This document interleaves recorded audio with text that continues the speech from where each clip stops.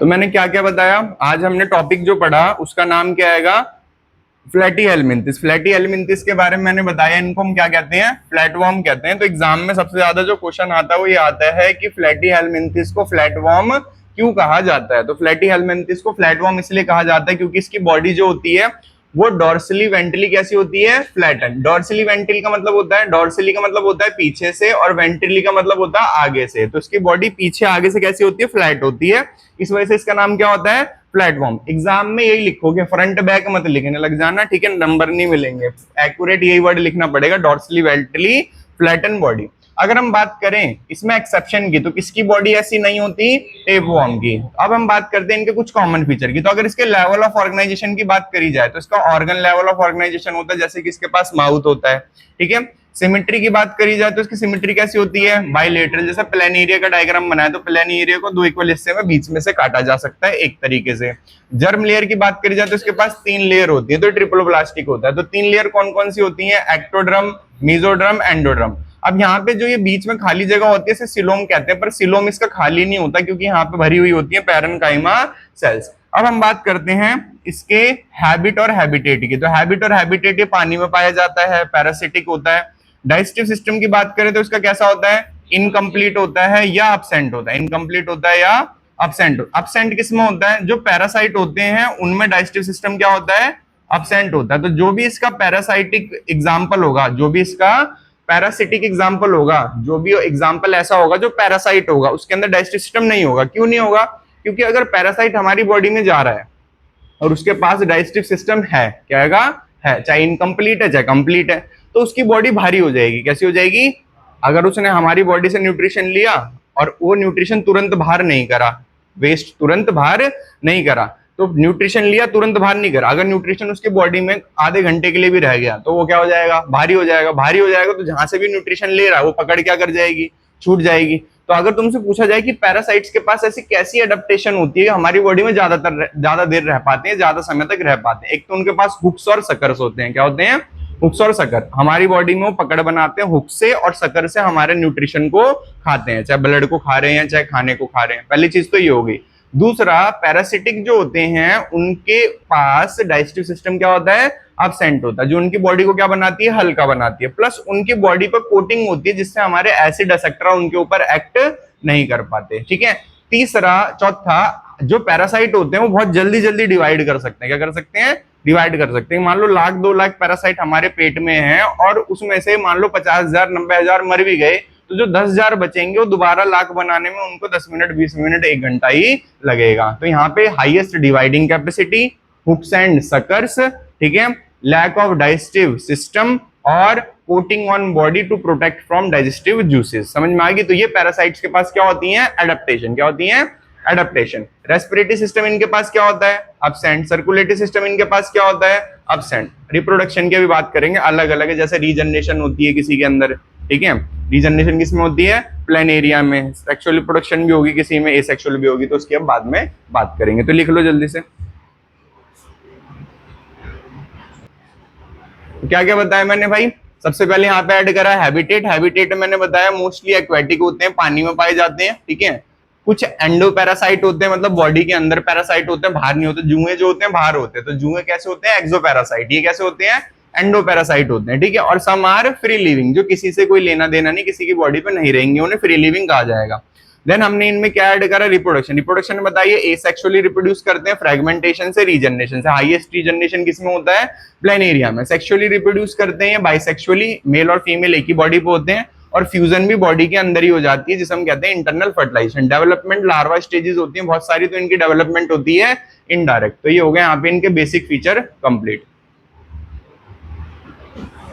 तो मैंने क्या क्या बताया भाई, मैंने बताया फ्लैटी हेलमिंथिस का यूनिक फीचर। तो यूनिक फीचर मैंने बताया कि जो फ्लैटी हेलमिंथिस होते हैं इस पे सबसे ज्यादा क्वेश्चन आएगा यूनिक फीचर पे। तो इसमें अनसेगमेंटेड बॉडी होती है, डॉर्सली वेंट्रली इनकी बॉडी फ्लैट होती है। एक्सक्रीशन पे इन पे एंट्रेंस में क्वेश्चन बनेगा कि एक्सक्रीशन किससे करते हैं, फ्लेम सेल से। तो तीनों में से कोई भी नाम लिखा हो सकता है, ठीक है। नेफ्रीडिया अगले में आता है, एस्चेलमिंथिस में आता है, प्रोटोनेफ्रीडिया इसमें आता है। तो दोनों में कंफ्यूजन नहीं होना, दोनों अलग अलग है। तो फ्लेम सेल्स होती है इनके अंदर, या प्रोटोनेफ्रिडिया या सोलेनोसाइट। फ्लेम सेल को फ्लेम सेल इसलिए कहते हैं क्योंकि इसके अंदर सीलिया होते हैं, वो लाल कलर के होते हैं, ठीक है। इसके बाद आता है पैरासिटिक फॉर्म। तो पैरासिटिक फॉर्म पे क्वेश्चन आता है कि पैरासिटिक फॉर्म के पास कौन कौन सी मॉडिफिकेशंस होती हैं या कौन कौन सी मॉडिफिकेशन या एडेप्टेशंस होती हैं। तो इनके पास डाइजेस्टिव सिस्टम एब्सेंट होता है, हुक्स और सकर्स होते हैं जिससे न्यूट्रिशन को खींच सकते हैं या पकड़ बना सकते हैं। हाई डिवाइडिंग कैपेसिटी होती है कि मर भी गई कुछ तो दोबारा बढ़ जाएंगे, और they can absorb nutrition from body surface. इनके कुछ एग्जांपल्स हैं जैसे कि प्लेनेरिया जिसे डगेशिया भी कहते हैं, इसकी हाई रीजनरेशन कैपेसिटी होती है। फेसिकोला जिसे लिवर फ्लूक भी कहते हैं। सिस्टोमा जिसे ब्लड फ्लूक भी कहते हैं।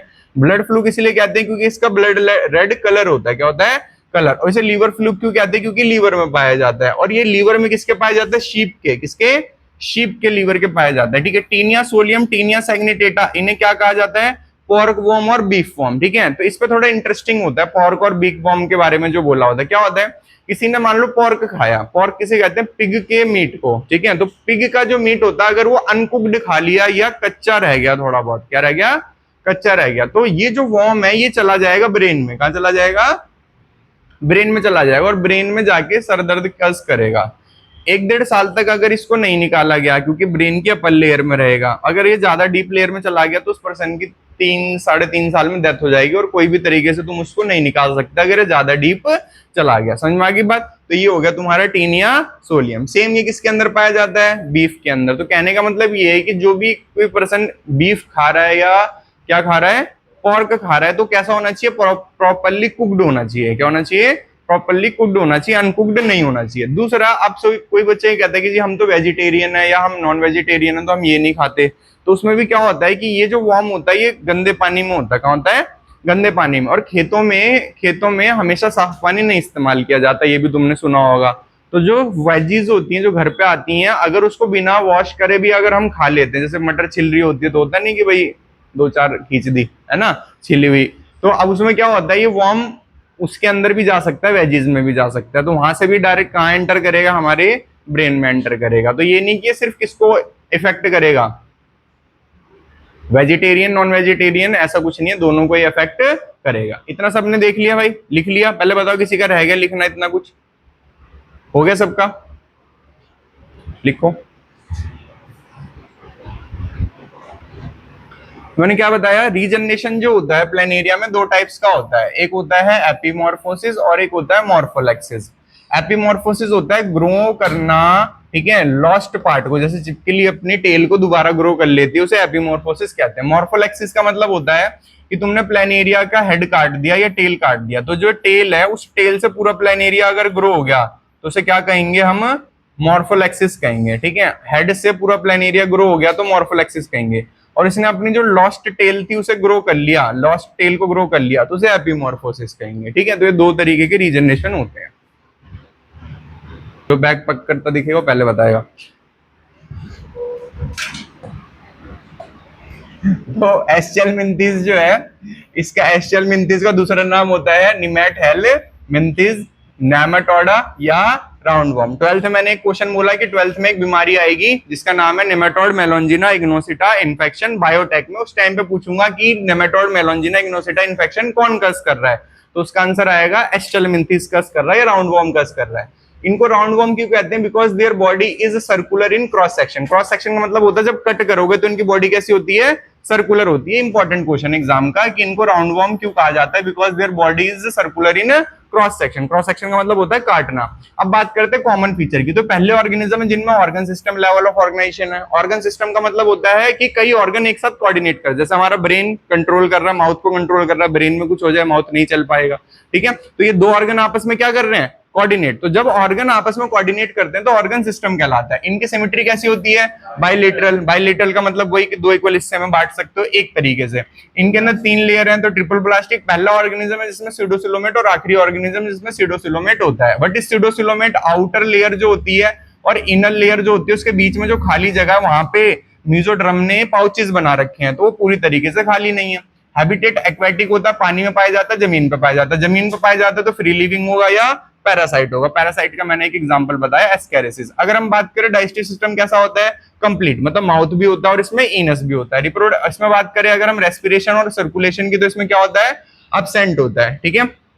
अगर बात करें रिप्रोडक्शन की तो ये यूनिसेक्सुअल होता है, मतलब मेल और फीमेल अलग अलग होते हैं। इंटरनल फर्टिलाइजेशन इनके अंदर होती है, गैमेट्स की फ्यूजन फीमेल बॉडी में होती है। डायरेक्ट और इनडायरेक्ट क्या होती है इसमें, डेवलपमेंट, मतलब लार्वा भी पाया जाता है और लार्वा नहीं भी पाया जाता है, डिपेंड करता है एग्जाम्पल पे, ठीक है। बाकी नेक्स्ट क्लास में करेंगे। हाँ भाई।